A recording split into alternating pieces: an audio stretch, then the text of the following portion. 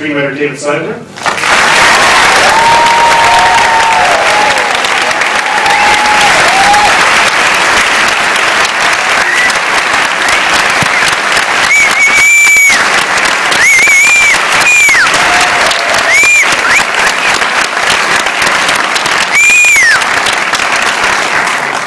DGA winner, director Tom Hooper.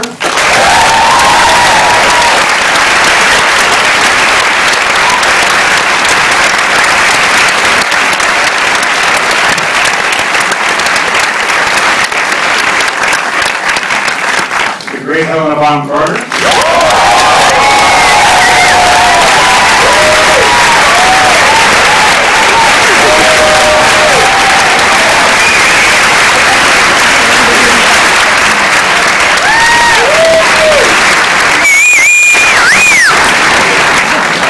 And Golden Globe winner, Colin Firth.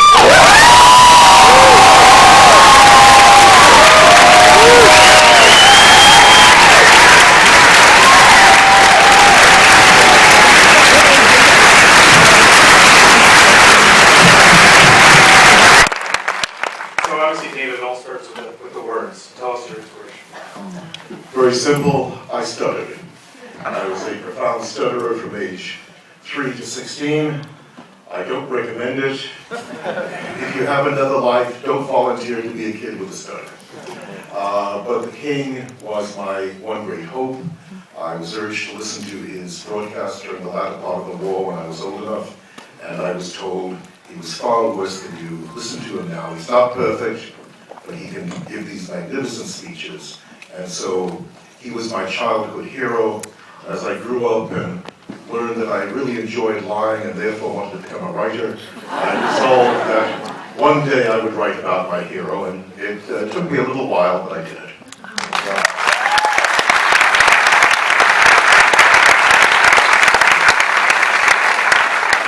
Did your agent shop the script around? Was it a hot item at the time, or was it tough sell? If I had gone into a studio executive's office and said, I want to write a movie about a dead king who stutters, and to be fair, my agent, when I told him this is what I wanted to write, he said, fine, go ahead and write it, but I don't know what to do with it. Tom, talk about your involvement. I know you seem like a perfect fit for you. Your dad was English, your mom was Australian. It seemed like, couldn't get better than that. The only reason I came upon the material is because I happen to be half English, half Australian. My Australian mother, Meredith, was invited late 2007 by some Australian friends to make up a token Australian audience in a fringe theatre London play reading of an unproduced, unrehearsed play called The King's Speech. Now, she almost didn't go, because it didn't exactly sound very promising. She's never been invited to a play reading in her entire life before. But thank God she did, because she came home, rang me up and said, you're not going to believe this, Tom, but I think I found the next film. And the moral of the story, listen to your life.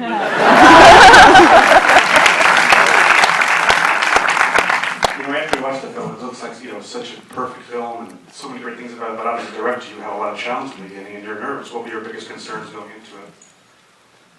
I suppose a film that ends on someone doing a speech well could have misfired in terms of the climax, and I've realised that the only way for it to work was if you became as invested in the stammerer's condition as the stammerer was himself. And of course, if you're a stammerer, it's a highly dramatic experience. I mean, going to a shop and buying some groceries, can be a highly adrenalised experience if you're afraid that you can't ask what you want to ask for. And so it was all about finding an actor who could not only connect with himself, but draw the audience in to identify with his struggle and therefore empowering, endangering, ascending. That actor was Colin Firth.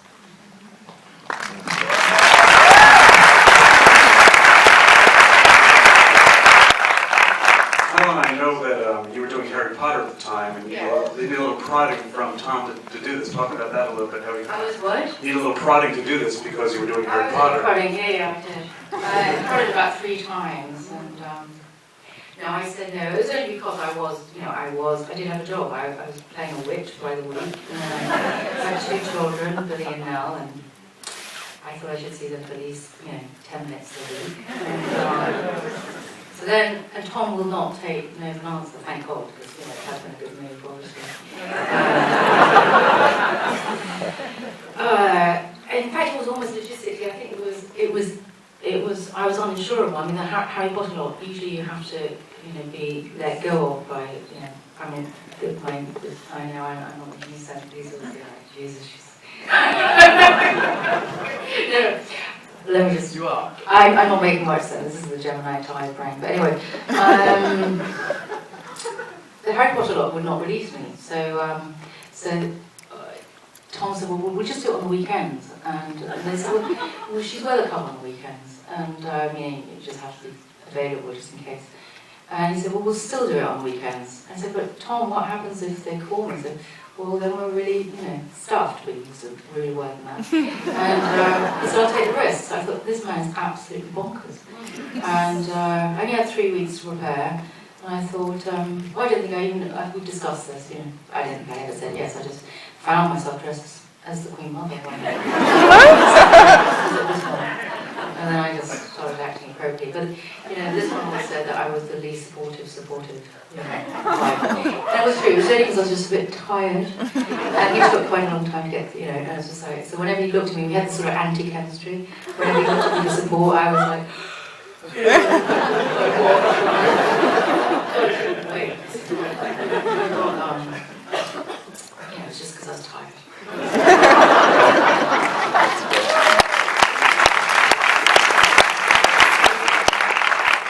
Colin, when you're playing a historical character like this, do you want to do your own research, or you just don't want to rely on David's words and Tom's direction? Kind of how much knowledge do you want to have? Actually, you relied on mine.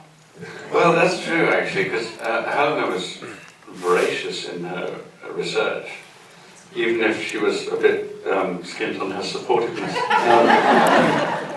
I did read the books, I did the reading. No, it's Have you learned anything else? absolutely true. I mean, you can imagine. To me.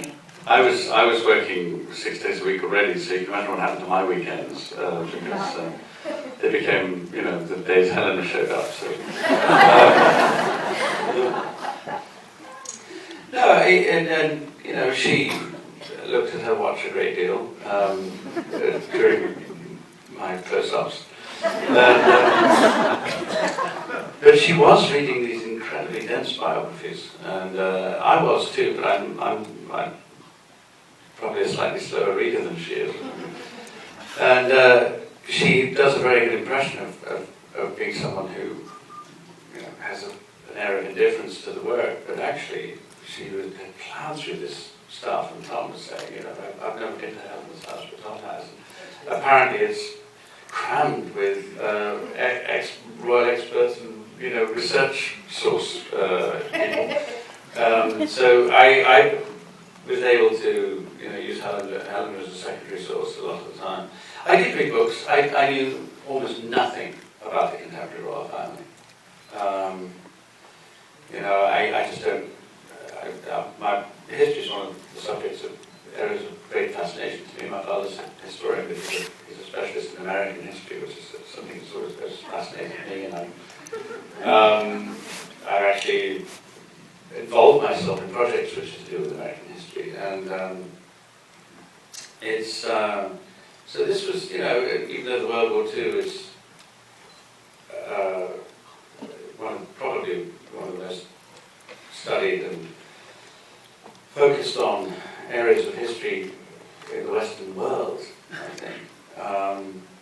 What fascinated me about this were not the big figures and the larger-than-life central characters that we are so familiar with, i.e. Churchill, Roosevelt, and de Gaulle, and Hitler, and Mussolini, and Stalin. And these are huge figures on the world stage. What fascinated me about this was here was a private story going on, actually behind the scenes, really, of an individual's struggle. And anything I could glean about the personality of this man was obviously very enriching to me. And any idea of finding out who Leia was would seem hopeless, because he basically didn't fit